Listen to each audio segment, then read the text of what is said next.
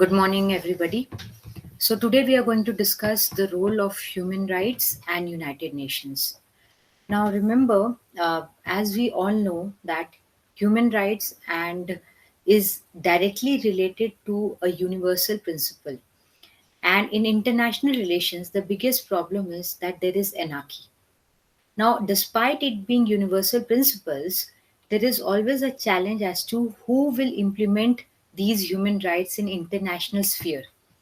As a result, when United Nations was conceptualized, it was seen that it would play an instrumental role in implementing in human rights. So it became a very major task of United Nations and its allied agencies in trying to implement human rights. So in this lecture today we are going to discuss the following points as to how United Nations have been implementing human rights and how and what are the ways and means it has implemented. So, the presentation of today's lecture has been divided into the following, which is what are human rights, United Nations and human rights relationships, which can be seen in various ways. The next important thing is role of United Nations in protecting human rights, which is specifically the case of humanitarian intervention and other such legislations which came into being. And finally, we will critically look at these efforts which have been taken worldwide to make human rights an affair for everyone. Now, at the outset, it becomes quite imperative for us to understand what are human rights. And when we say what are human rights, we need to see this specifically that human rights is about those rights which are simply available by being human. Now, human are a category of living beings, but despite them being category of living beings, they're different from other living creatures because they have emotions, they have thinking process, they have a vision for a good life, which therefore makes it imperative that we give them certain rights which are completing them. So, by virtue of being human, these rights are available. And therefore, there is a commonality which is added where all human beings have or possess these rights. And in fact, the nature of these rights is such that lot of times these rights can limit the state actions and it can even force the state to make laws and other enduring efforts so that human rights can be implemented. So, therefore, they become an important in the era of globalization. Why they are important in the era of globalization? Largely on account of the fact that in present times, all human beings, be it a person who is residing in Japan or a person who is residing in Europe, they are integrally connected, they're technologically connected, they are politically connected.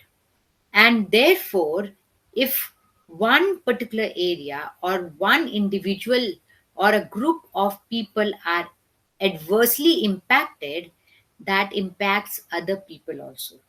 For example, the creation of ISIS or the rise of Gaddafi or the rise of Taliban is a cause of concern for everyone around the world. So that is the commonality. That is an important feature in the era of globalization, where we have seen a complex interdependence which has come into being. And this complex interdependence therefore makes it imperative that every human being is satisfied and leads a contented and fulfilled life. However, the problem with human rights is, despite it being inherent to human beings, there is a lack of authority as to who will oversee in case human rights are violated? Now, the concern is like you would say, why, ma'am, will the human rights be violated? This is largely because human beings are all power loving. And when human beings are all power loving, they can trample other people's rights. Now, in the domestic sphere, we have sovereign states and governments. They have legal and political systems. And these sovereign states, with their equipped legal and political system, can challenge or can stop the violation of rights of human beings by another human beings. However, in this sovereignty becomes a limiting factor in the international arena. Why it becomes a limiting factor in the international arena? Because of the fact that in the international arena, since states are sovereign, they do not accept any external authority. So there is nothing called world government. And when they do not have world government, automatically the enforcing agency is quite weak. So, therefore, it is very limiting. But despite the lack of authority, there has been various channels and there has been various occasions that has led to creation of plethora of institutions by these sovereign states that have come up as protecting human rights regime, and they have international overreach where all the states have come in. And this international human rights regime is has a major backbone, which is United Nations. Now, United Nations, at the outset, I want to tell you that human rights is not something which is of very recent origin. In fact, various philosophers and various theorists since ancient and medieval times have talked about human rights. But the peculiarity of associating human rights with United Nations is that United Nations have helped institutionalize human rights in the world. Now, if we go to the history of United Nations, we will see that United Nations was formed on in 1945 after the Second World War, when there was a lot of devastation that had taken place due to the Second World War. A realization had gripped all the countries that we need institutions of collective in nature that can prohibit these kinds of wars in the future. Therefore, United Nations was seen to be a controller in managing these rights. And as a result, what we have is the ambit or the responsibility of institutionalizing human rights went to United Nations. The biggest step that was taken was on 10th December 1948 when United Nations in its General Assembly meeting adopted Universal Declaration of Human Rights, or UDHR. Now, this Universal Declaration of Human Rights has a very strong wordings that prohibits the state not to undertake any actions and also direct the states to take certain actions. So, ultimately, the sovereignty of the state is protected because ultimately these human rights is implemented by the states on behalf of United Nations. And to mark these effect or these efforts, on 10th of December every year, Human Rights Day is celebrated. And here you have a lot of, on this particular day, awareness, message is spread of centrality of human rights for human beings and how it can take us forward in living a very peaceful and dignified life. Categorically, when we see the objectives of United Nations, it revolves around human rights, giving meaning to human rights, and implementing human rights. So we see Article 1, it talks about organization of human rights, and specifically it emphasizes on equality and non-discrimination. Now, equality and non-discrimination and its relationship with human rights, as I told you all in the beginning, that every human being has a quest to attain power. And when they have a quest to attain power, what they do is that they try to trample other human beings or subdue them. Okay? And when they try to subdue them, automatically there is a hierarchy which is created, which is opposite to equality. And the moment this hierarchy is created, there is discrimination. So human rights begins with emphasizing equality and non-discrimination. And when it emphasizes equality and non-discrimination, automatically its objectives of the charter fall in places, which is ultimately to make human rights realizable. How do they do it? First, international peace and security has to be maintained. Now, if we need to maintain international peace and security, it requires acceptance of equality and non discrimination. It requires the next provision, which is to develop friendly relations among nations based on respect for principle of equal rights and self-determination. See, again, how equality and non-discrimination is moving forward. And along with this, we also have a quest to achieve international cooperation. And when this international cooperation, how it can be achieved? It can be achieved only when we promote and encourage respect for human rights.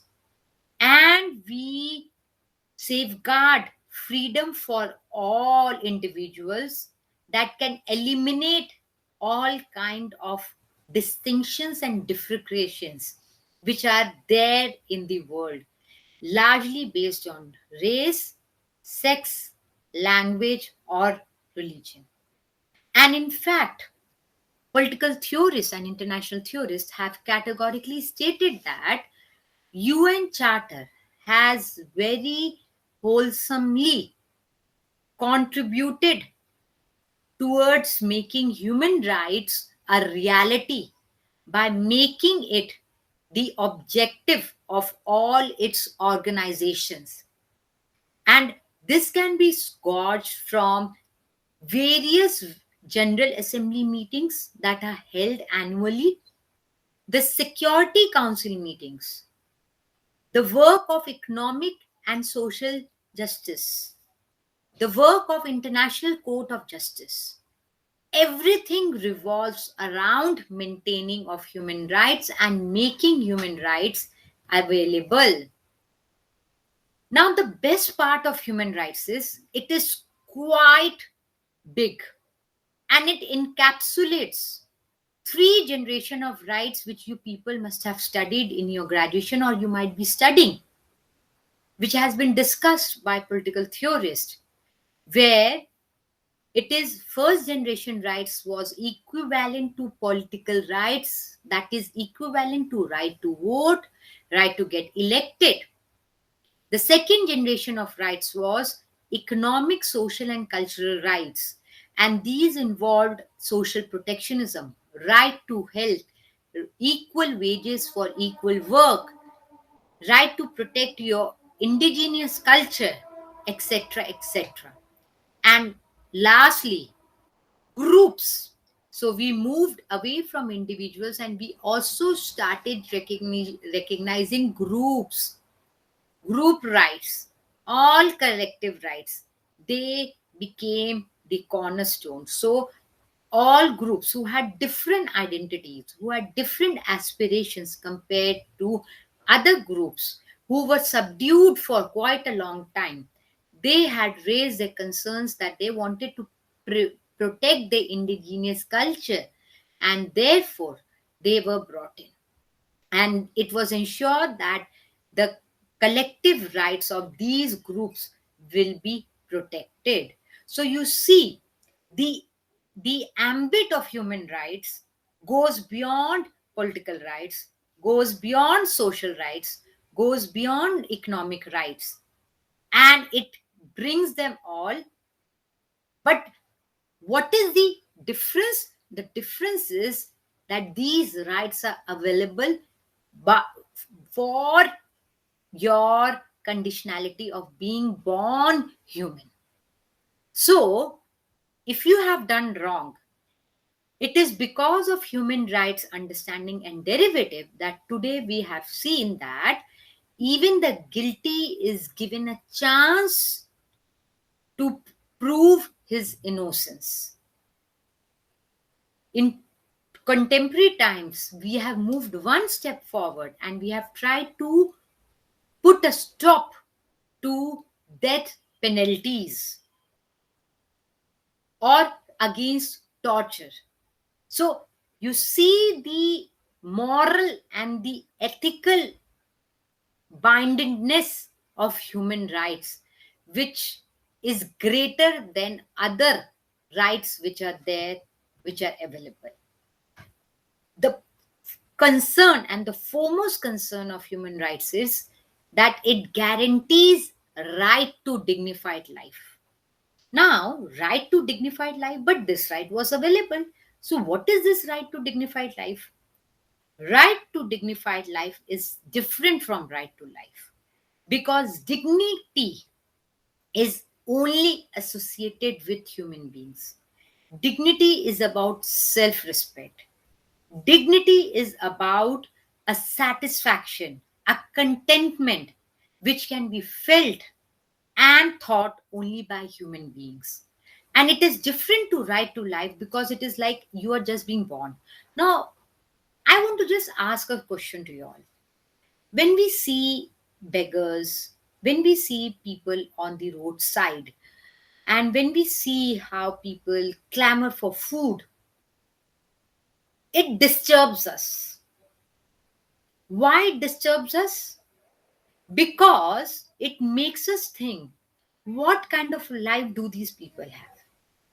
And when we think about what kind of a life do these people have, automatically that is associated with differentiation between right to life and right to dignified life.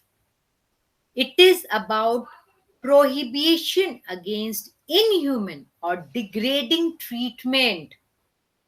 And this degrading treatment extends to even torture and punishments, which is part of covenant on civil and political rights. Now, I want to also throw light to the fact, and I want to just take back to this aspect, that Universal Declaration of Human Rights that was enforced on 10th December 1948, as the time passed, in 1966 and 1967, we had two separate covenants, which is Covenant on Civil and Political Rights and Covenant on Economic and Social Rights, which was adopted by the General Assembly.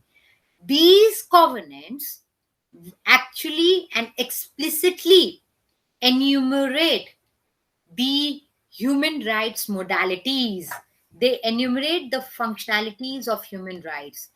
And this is specifically seen in, right to dignified life, which is the cornerstone of Covenant on Civil and Political Rights, which says that no one shall be subjected to torture or to cruel or inhuman or degrading treatment or punishment.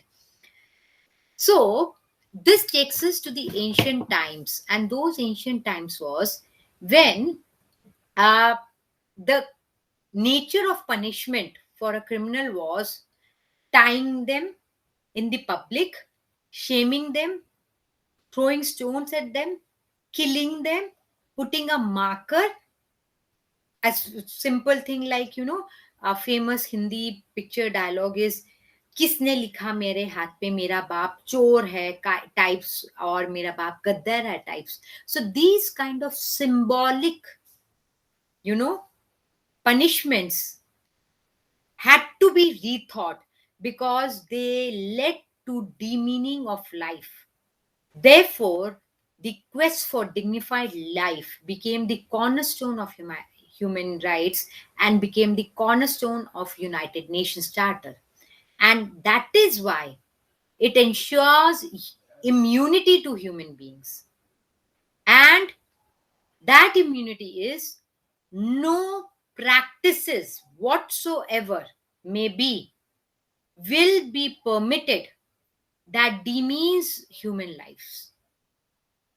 This is one of the reasons that few years ago there was an uproar that took place when Saudi Arabia, or that uproar took place in Taliban, in a dominated regime, where the women were stoned and pelted because they tried to move outside their homes without a male counterparts. Or Malalal, Yusuf Malalal, she came into prominence because she was shot and she defied the Taliban diktat that women do not require education. So you see, despite that, she was given hospitality. She's become the United Nations ambassador for child rights, for education for women, and she is now a world renowned personality. This is because she fought and she wanted to realize dignified life to every being, specifically to women. Despite the United Nations Charter being there, she was denied that right. And she got hold of this immunity, got hold of dignified life, and came forward and fought these systems. Now, what is the procedure through which United Nations try to implement human rights or try to take forward the struggle for realization of human rights?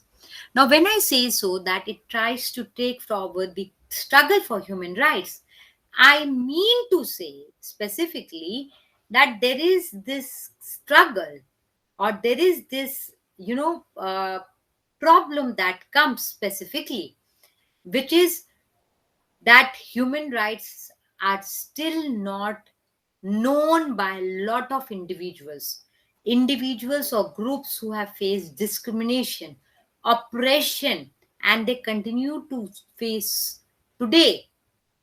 They are the ones who do not know their human rights. What I mean, it's not about knowledge that they do not know. What I mean to say is that they are denied human rights. So the struggles and protests which we've seen either at the world level or at the individual state level is largely for realizing these human rights. So what does United Nations do? It tries to adopt certain conventions, certain procedures to advance United Nations, to advance the cause of human rights obligations. And these advances range from debates that take place in the General Assembly meetings. And in these General Assembly meetings, the General Assembly is one of the six organs of United Nations, and it has members from all the countries who are members of United Nations. Everyone has equal rights. Compared to this, Security Council is about P5, which is five permanent members comprising of US, China, UK, Russia, okay, and what we France. The problem is that the other countries are denied. And when these other countries are denied these opportunities, that is why, because Security Council, these permanent members have right to veto. That is, No decisions can be implemented by Security Council until and unless the consensus takes place. In contrast to this, General Assembly meetings, everyone has the right to speak, everyone has the right to get their agenda there on the table for debates and discussions. So, both debates in the General Assembly or issues for decisions that are taken at the Security Council, both of them play an important role in advancing the cause of human rights. Along with this, we also have International Court of Justice. And this International Court of Justice is based on investigations which are given by member countries to investigate upon certain issues. And those issues always revolve around violation of human rights. And the International Court of Justice, a lot of times, also gives verdicts that ultimately save human rights. Okay. Now, despite these specialized agencies, what we saw in actual reality is a perception of politicization of human rights agenda and a lack of an enforcement agency that could very strongly implement human rights. And therefore, it becomes important that the credibility and the legitimacy of the of human rights could be maintained. As a result, United Nations had set up UN Human Rights Commission. However, this commission had failed in protecting human rights. And this led to the replacement of Human Rights Council in 2006.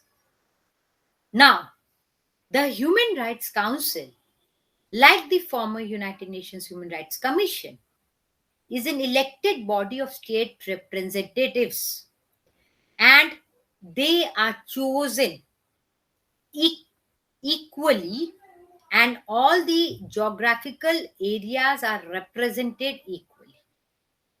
So the principle of equitable geographic representation is seen, and this is an important, uh, understanding which comes away, because Human Rights Council learned from the limitation of United Nations Human Rights Commission that did not give equal weightage to all the areas or the geographical territories. And when it failed to do it, there were a lot of dissent that ultimately made people set up Human Rights Council. And the name itself signifies that this council is aimed at particularly implementing human rights and raising the concern for violation of human rights that take place. So, along with this, we would see, when we see the history of human rights up till now, two important concerns which are associated with human rights and which have seen a positive end from United Nations are right to self-determination and right to non-discrimination. Now, right to self-determination and right to non-discrimination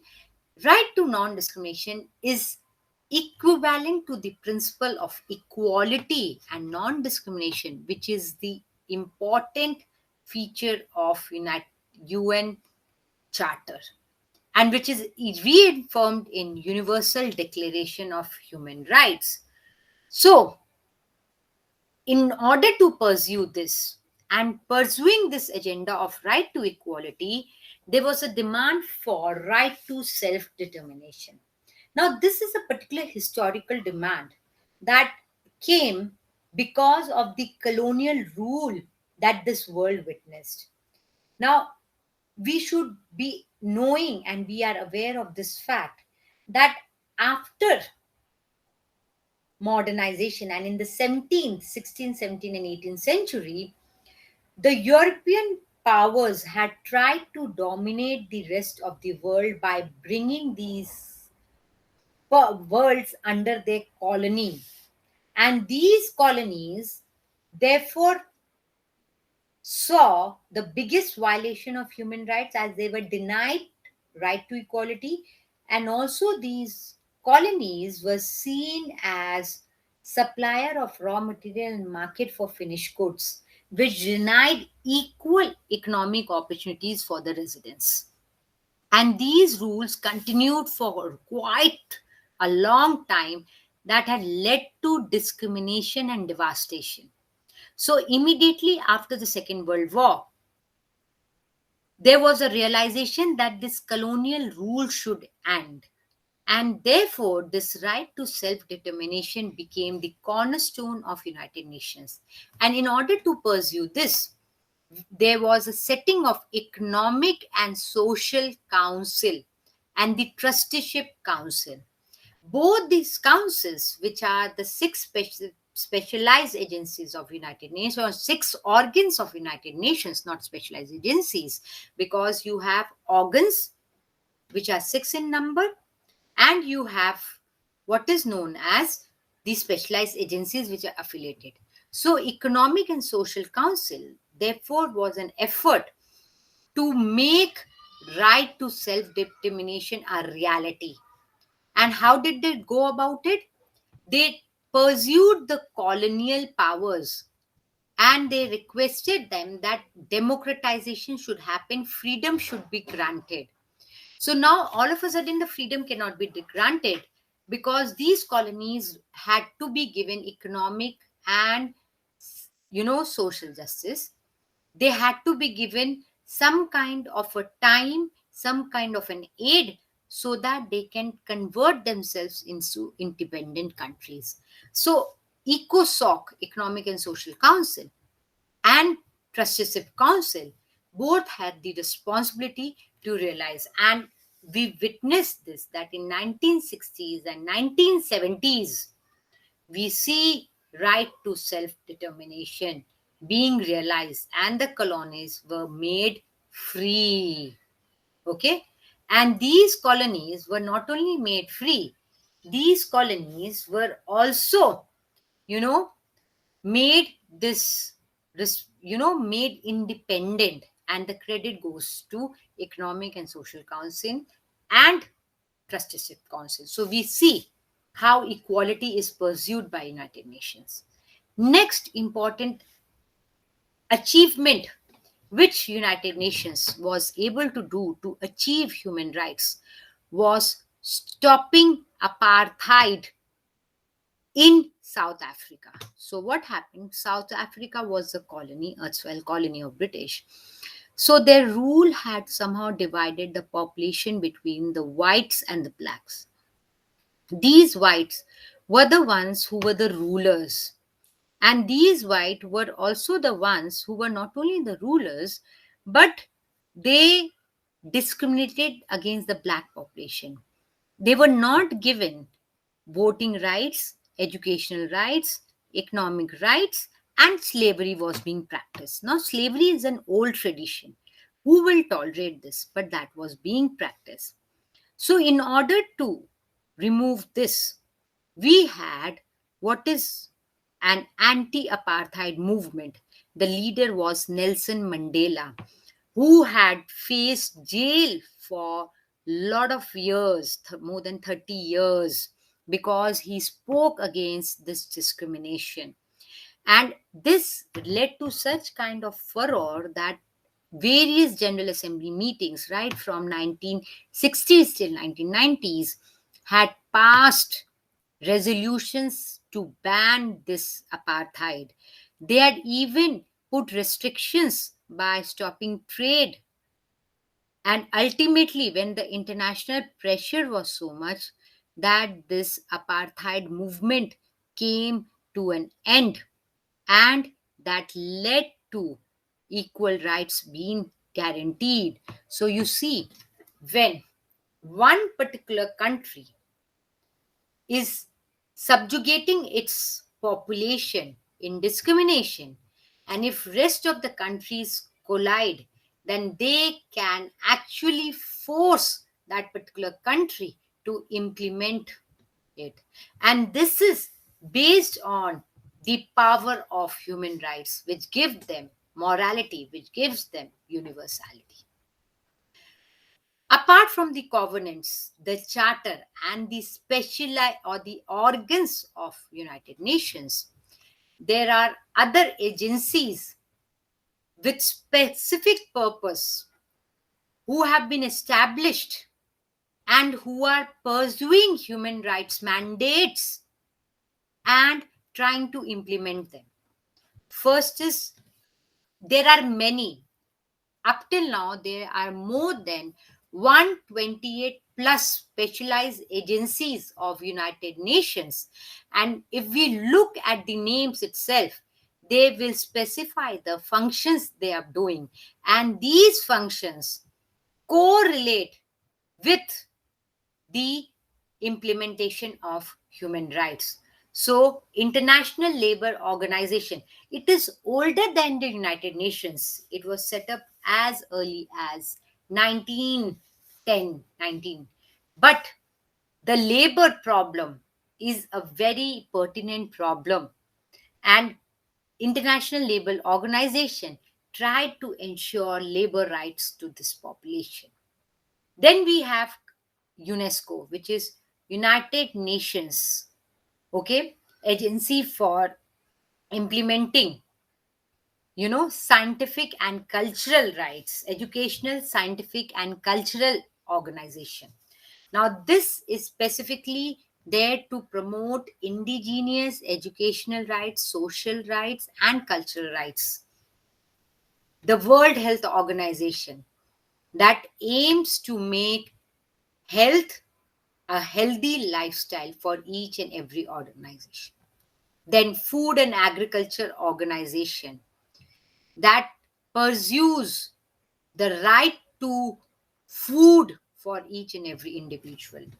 And this came, if we see, it was in a particular context where hunger had led to huge deaths, and where hunger was a pertinent problem which was faced in an unequal world. So, in order to bridge this, we had this kind of a step that was undertaken. Apart from this, we should also not miss upon the role of non governmental organizations and media in trying to implement human rights. So, non governmental organizations or NGOs like Amnesty International, right, Red Cross Society, they have worked independently and in coalition with the United Nations to implement these rights. Okay. And what they have also done, the role of NGOs and them, they have also done an important work, which is where that is very particular, that they collided with United Nations in making these agendas coming forward in the General Assembly meetings, and they raised this specific issue and sought the help of United Nations to stop the violation of human rights. So, Amnesty International comes out with a report, Human Rights Watch. The title of the report itself, Human Rights Watch, that specifically says that it maps the implementation or the violation of human rights all around the world. So now issues which are published in this report become a matter of concern for United Nations, and they try to implement it. Another significant role is played by media in identifying human rights issue that needs resolution. So when NGOs are protesting and when NGOs are trying to gain awareness, they also take the help of media and try to mobilize them and spread this word around the world as to what is happening. So Yusuf Malala, a 19-year-old girl, staying, and she was shot dead. How did she come in the picture?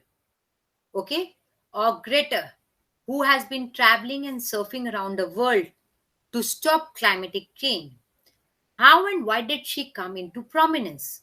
Or the choice of media personalities as UN ambassadors, either for child rights or for World Health Organization, all points at the importance of media in highlighting the issues and bringing it forward and pushing and pressurizing United Nations to adopt certain issues, because this is related to a very globalized world which is living.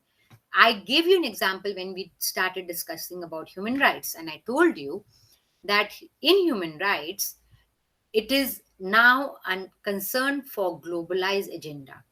And why it is a concern for globalized agenda? Because any event that happens in one part of the world affects other. So if cyclone happens, we see, and a big cyclone happens or hurricane happening, we see lot of aid infiltrating. Why? Because of human rights issue. And who highlights the reach of these? It is media. And it also talks about the limitations of the state effects. So media helps in documenting abuses, and they mobilize the public opinion, wherein NGOs also collide and they come up to action. And here I want to, specifically talk about a systems theory where it is associated with David Easton. And David Easton said that the state works because you have inputs and outputs. Inputs are from the parties, from the pressure groups, from NGOs, and outputs are in form of policies, in form of laws. So this system works largely on account of the fact that we need to have these kind of abuses getting reported. Remember, the quest for equal world is a utopia. It is a dream. That dream will realized only when each and every individual leaves his or her ambition to become powerful. And this can be only institutionalized, only strengthened when continuously in unequal or instances of discrimination will be reported and they will be brought forward. So it helps to create coalitions, inputs that can force United Nations to mobilize, to discuss, to enter into action. And in media coverage, which is in form of photographs, because anything cognition that plays, that leaves a huge impact on human beings, who therefore try to make efforts to rectify this wrong, because human beings are essentially human beings. They have morality, they have a quest for dignified life. Apart from Nations United Nations Charter, which is UDHR, Universal Declaration of Human Rights, International Covenant on Civil and Political Rights, International Covenant on Social and Economic Rights. Okay, there have been separate acts and agendas that have been passed. They cover United Nations, or they cover human rights violation. And you see, when we read these terminologies and the time period they come, it essentially talks about the role of NGOs and media in highlighting the lack of human rights available and pushing United Nations in drafting conventions, in drafting laws that can make human rights more effective and in reach. So we have first and these are few of them. The list is huge, but why I chose these is on account of the fact that they have left a very important benchmark, okay, and they have changed the trajectory of human rights as it was taking. So you have the Convention Against Torture and Other Cruel, Discriminatory, or Inhuman or Degrading Treatment of Punishment. So, Convention Against Torture and Other Cruel, Inhuman, or Degrading Treatment of Punishment. This is largely in consonance to the understanding that there were certain practices which had been quite cruel to human beings that denied them dignified life. I told you a few years ago, Saudi Arabia was in news. Taliban has been in news time and again for forcing or denying women equality. So, the Convention Against Torture and Other Cruel or Inhuman or Degrading Treatment of Punishment is an important thing. The second important is the International Convention on the Protection of the Rights of All Migrant Workers and Members of their Family. This particular act came because in a globalized world, we see a lot of migration happening. Certain types of migration happen when it is in terms of high paying jobs. But most of the migration that happen is in low paying jobs. And when they go with the aim of protecting their or earning money. As a result, these migrants are subjected to inhuman torture.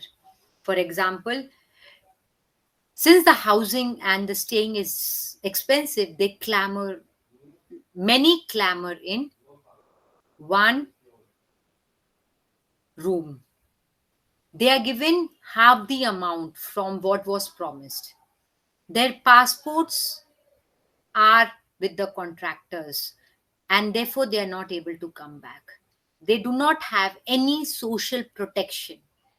So if they are ill, they lose their wage also and they lose their health also. And consequently, the families back home, they are also worried because they do not have accessibility. So both these things go hand in hand. That became a pressing concern when in a globalized world there was a lot of movement, and this movement was somehow denying equal rights or human rights to a major chunk of migrant population because of the lopsided development policies that have been pursued that has divided the world in developing and non-developing countries.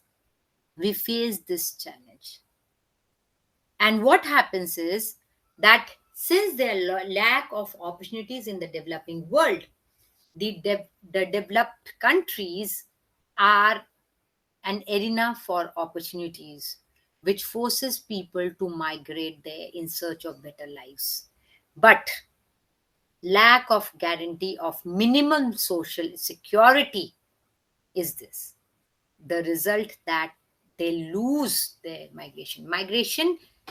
And in fact, if you see, the protection of the rights of all migrant workers and members of the family was the singular important concern that stirred the world when India witnessed a major intra migration happening when the lockdowns were announced during the COVID.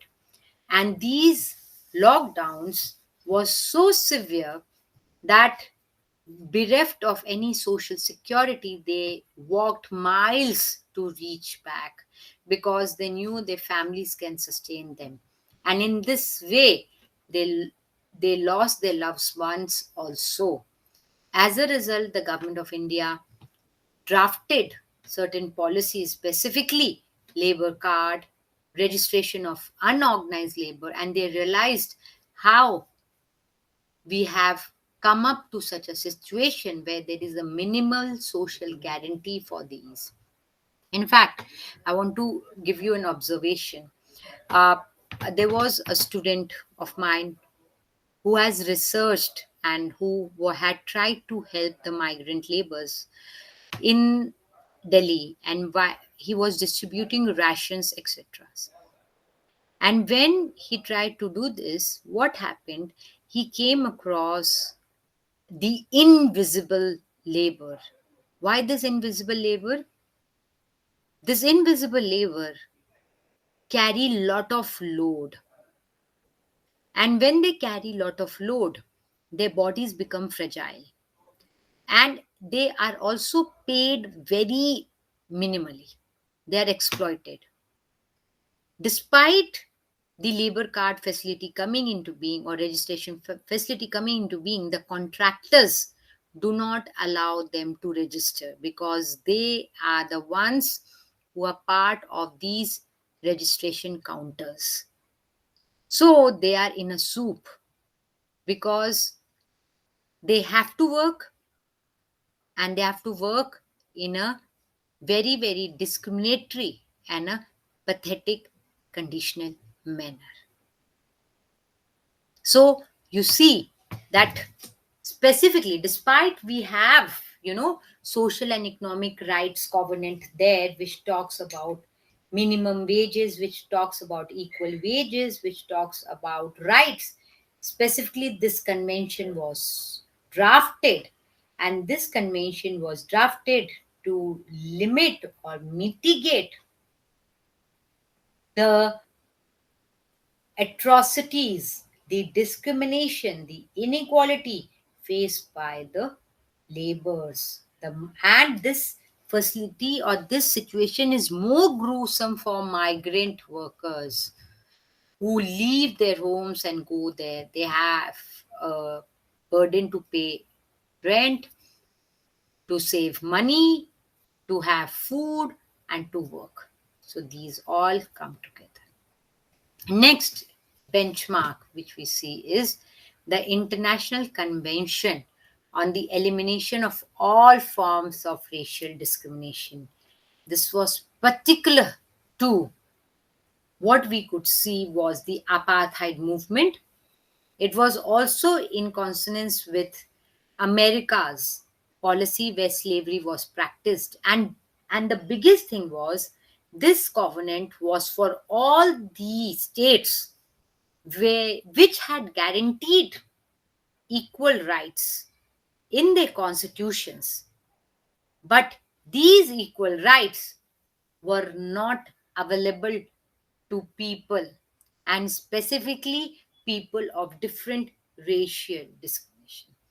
Now, recently, India witnessed few months ago attack on the northeastern people, and they started going back to their homes because the northeastern people, and the colloquium which is used for the northeastern people, like you know uh, some kind of derogatory marks, that shows how inherent is the racial discrimination because of their mongolite features, which is different from the Aryan features.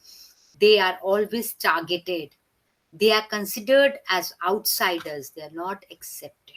So this is something which is of an important concern which we see. Okay. Now, specifically, I told you that International Court of Justice has been quite an important agency in trying to implement human rights. Okay. Now, what happens in trying to implement human rights?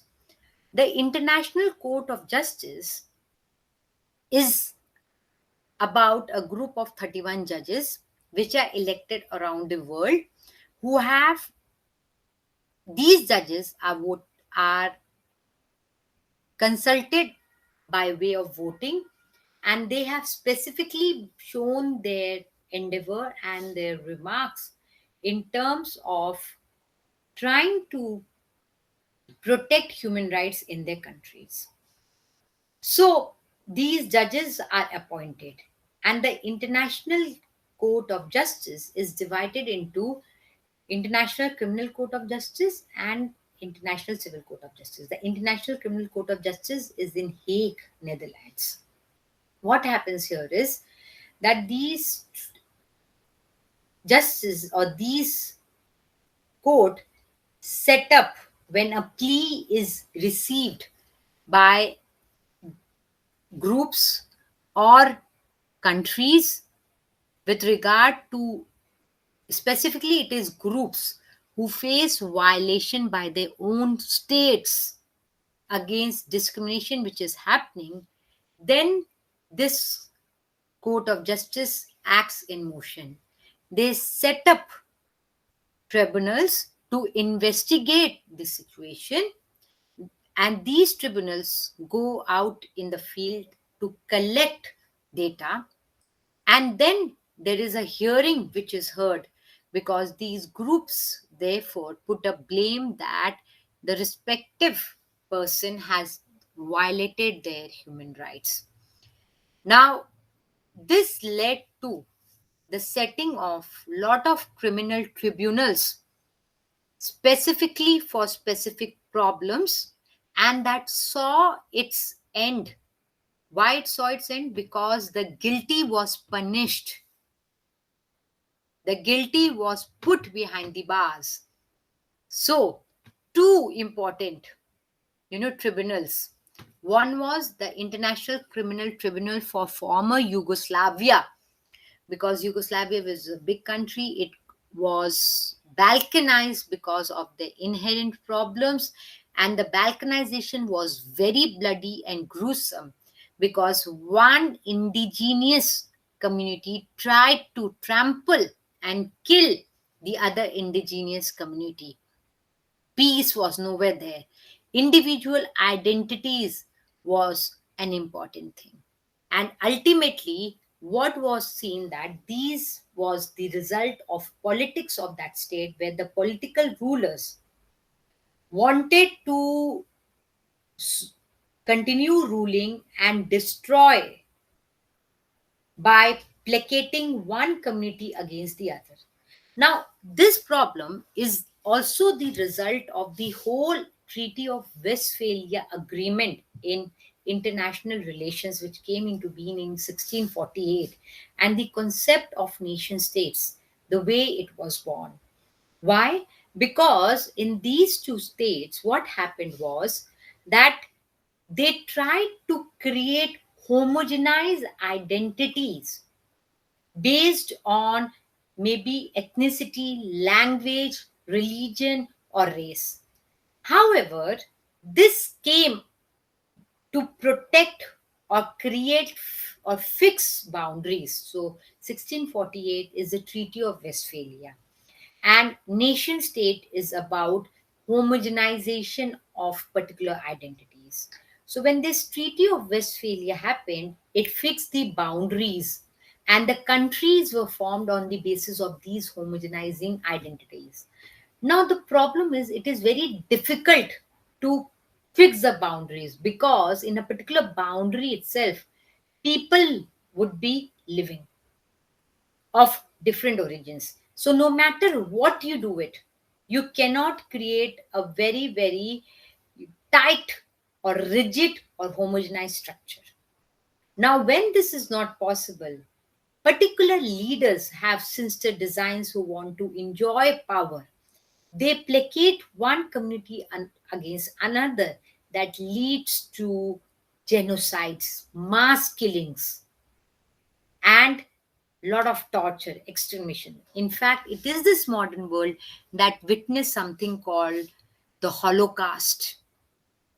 And it is again this modern world that witnessed something called genocides. So, International Criminal Tribunal for former Yugoslavia therefore heard, digged the facts, and punished the leader or the guilty for placating and violating. Now, the strength of these criminal tribunals is that it is based on a very important fact, and that important fact is the violation of human rights. Therefore, International Court of Justice has played an important role in trying to punish the guilty, both in the case of former Yugoslavia and Rwanda.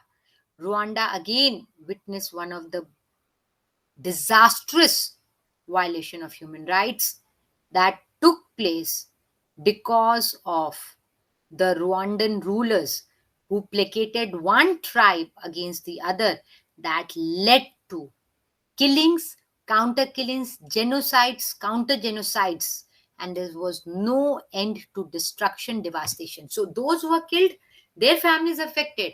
Along with it, where the areas the wars are happening, that is destroyed.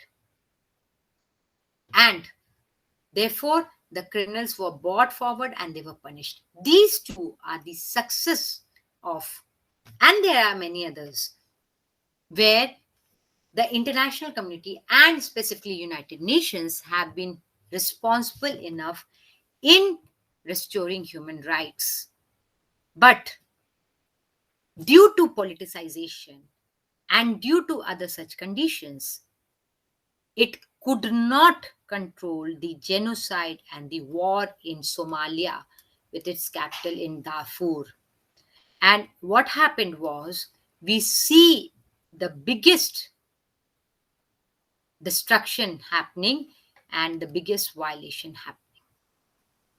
Now, this is the part which has put United Nations in controversy also, but it has also thrown light how humanity, if joined together, can stop the violation of human rights.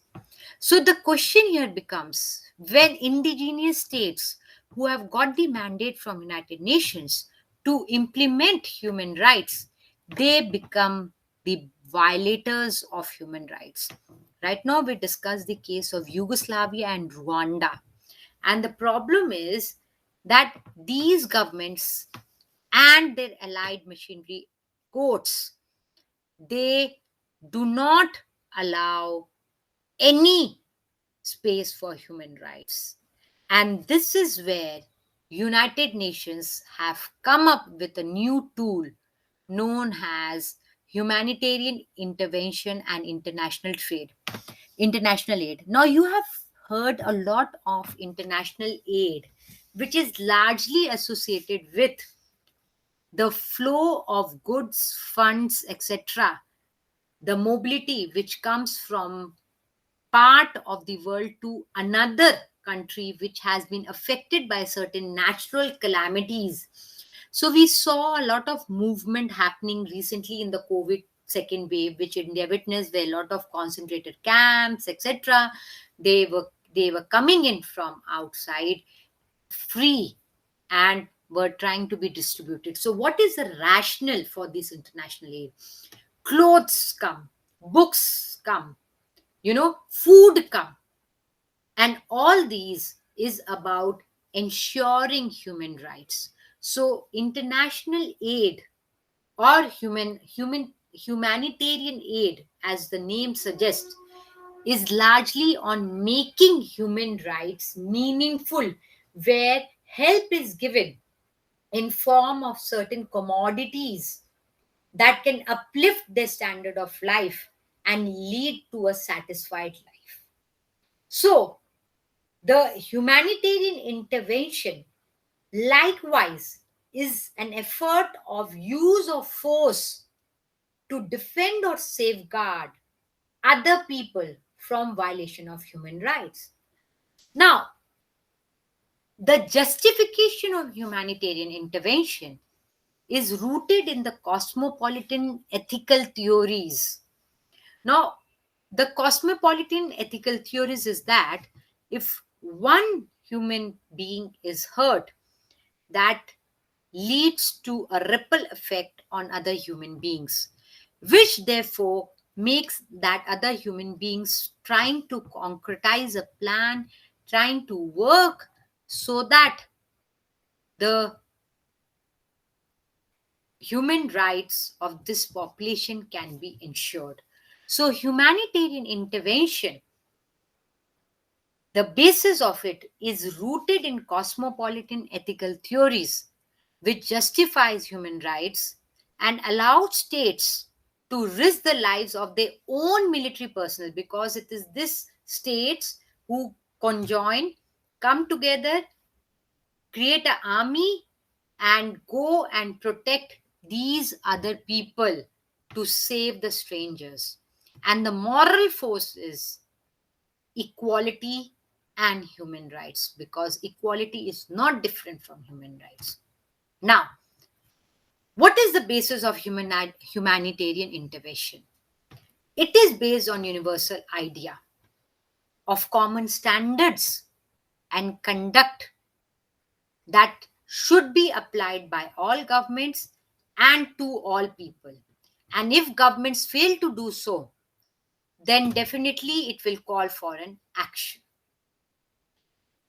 The biggest thing is it allows for use of force.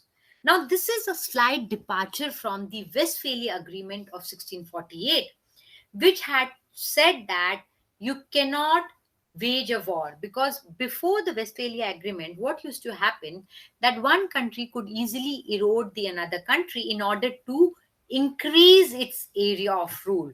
Therefore, the world was perpetually about one war against all.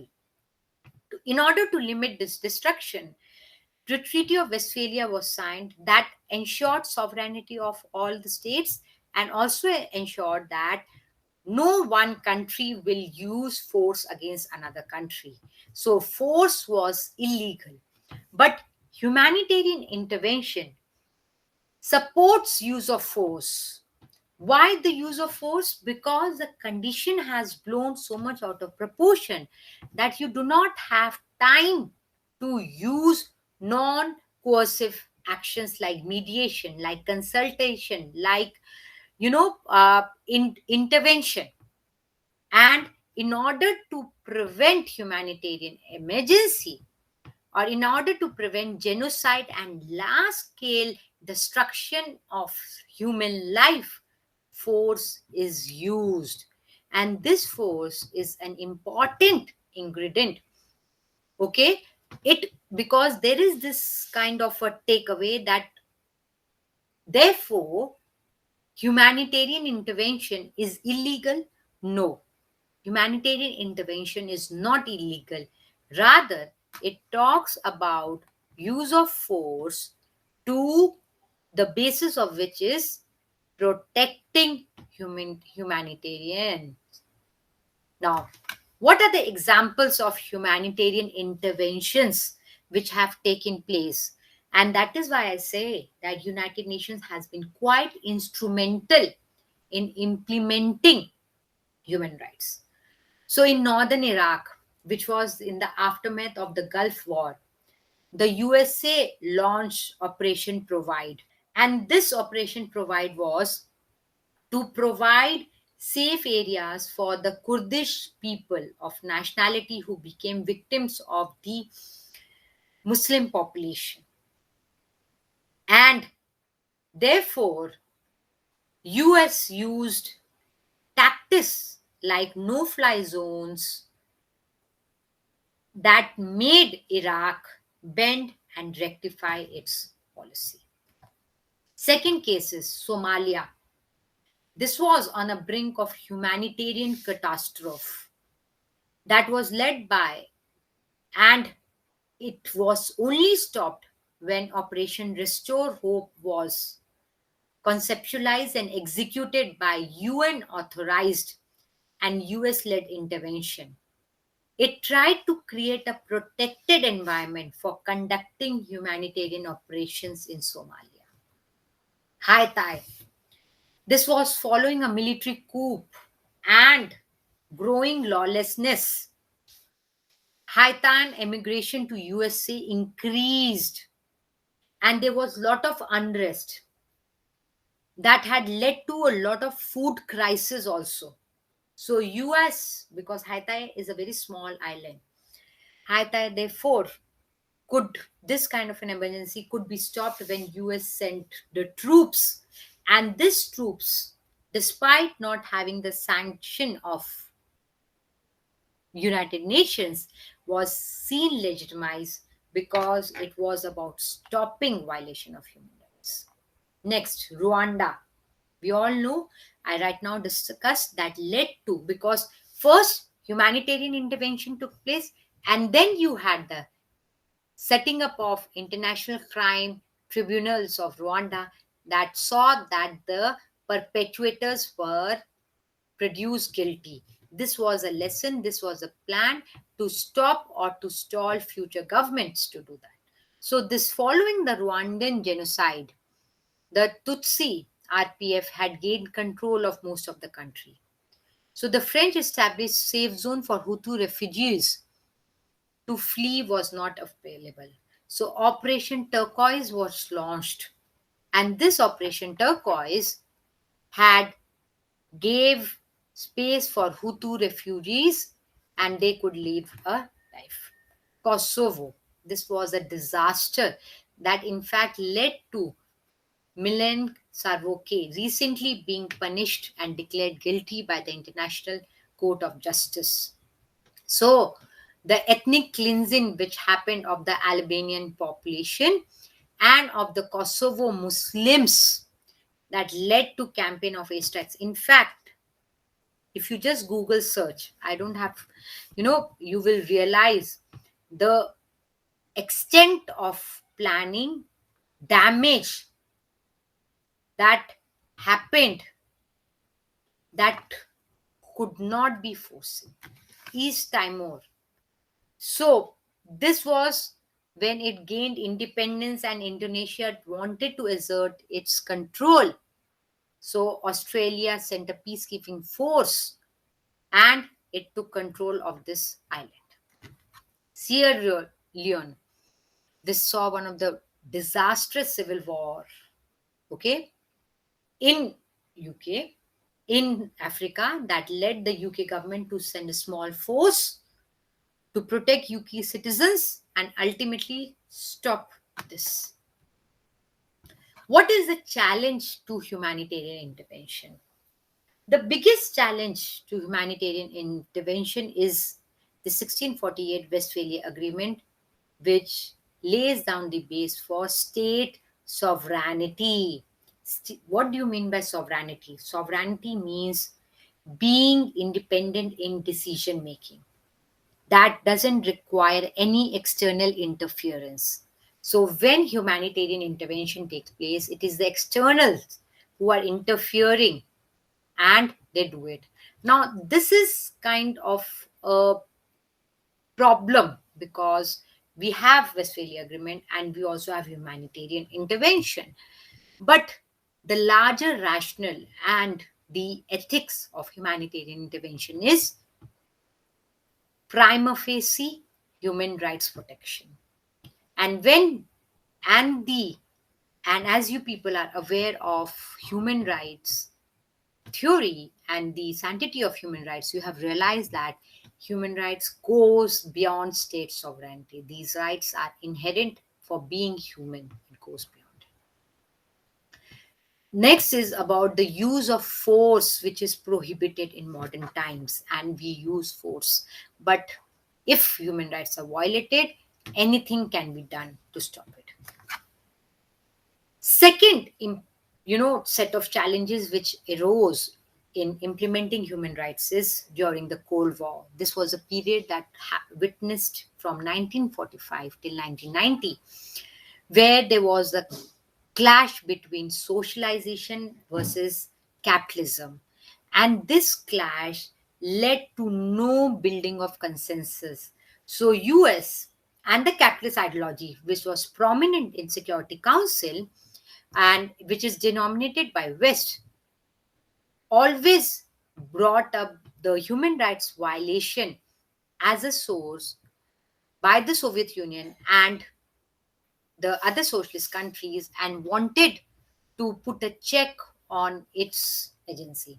So, however, since Security Council works on the basis of veto, so Soviet Union would make direct intervention imprudent by the use of veto. As a result, where we had Khmer Rouge kind of a disaster that happened in Vietnam, still then there was no intervention that could happen, largely because of the politicization of United Nations. Now, the fallout of these things are the Tiananmen Square protest in 1989, and we know what happened there, where the students who were protesting, they were fired, they were put behind the bars, and China became a very authoritarian country. In fact, even today, most of the time, Amnesty International and other such always blame China as the biggest violator of human rights. On contrary, war on terror, in the name of war on terror by US, it had intervened in Afghanistan that led to the fallout of Taliban, that led to lot of losses, and we see today again the restoring back of Taliban. So this, the killing of Saddam Hussein, the killing of Gaddafi, and the creation of ISIS, which is now creating more human rights violation compared to others, is largely the result of politicization of human rights by countries against their enemies. So, what is the concerns with regard to United Nations efforts in implementing human rights? The first concern which we have seen is the overlapping nature of human rights, which is there in the covenant, which is there in the charter, and which is you or implemented by specialized agencies. As a result, lot of times it goes from one agency to the other, that this is your ambit, this is your ambit, this is your ambit, which makes or delays the implementation of human rights. Second important challenge which is faced is that these specialized agencies, or they always face the problem of contribution and funds, because they do not have a fixed source. They rely upon the contributions by the member states. So a lot of times member states do not give their contributions. As a result, United Nations is unable to carry forward its agenda for protecting human rights. So one example is that US is the biggest contributor to United Nations. But if we see the present data, we will realize that UN or US is the biggest debtor to United Nations. As a result, the peacekeeping missions, that was an innovation of humanitarian intervention for protection of human rights, face a dead end, because these peacekeeping missions are not given equipped armaments, salaries, etc., due to which the other countries are now resisting to send their armies to them. So, India, Bangladesh, they were the biggest contributor to these peacekeeping forces. The blue helmets, they were known by blue helmets, who used to go in the war strife and conflict areas, and they used to stop these wars and try to ensure a dignified life for the citizens or for the people of this region. Now, now the problem is the contest between sovereignty and the nature of human rights. Now, when we look at the covenant and look at the UDHR, it says that the rights and obligations to meet these rights rest upon the signatories of these signatory countries. However, the problem is that these countries themselves are the violators of human rights. As a result, they have come to occupy only the people. For example, we have the Convention on Elimination of Torture. So, what it means, right not to be tortured, is also associated with a duty not to torture. But what happens is the state, which is a signatory, is the one who is torturing. The third degree measures, the extra constitutional laws, the existence of jails like Gautama Bay, etc., talks about how the states are torturing its population. Similarly, the right to be free from hunger, it is not just the duty of one state, but it also requires a collective efforts by all the states to ensure an equitable distribution of world food supplies. And if this equitable distribution can only happen when we attain equality in the international sphere. Now, the politics of human rights is seen. For example, I gave you the example of Tiananmen Square or Soviet Union, where it, or the fall of Gaddafi, the fall of Saddam Hussein, is largely about falling of dictatorial regimes. But the problem is that a lot of times these dictatorial regimes are the rulers. And these rulers, what they do is they curtail the political rights in the name of economic growth or economic equality or social.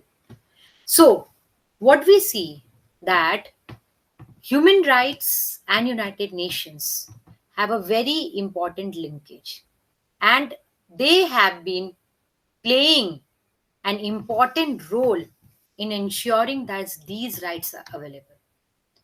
So, the effort is that United Nations continue this endeavor so that we attain a peaceful world and dignified life for all individuals. Thank you so much.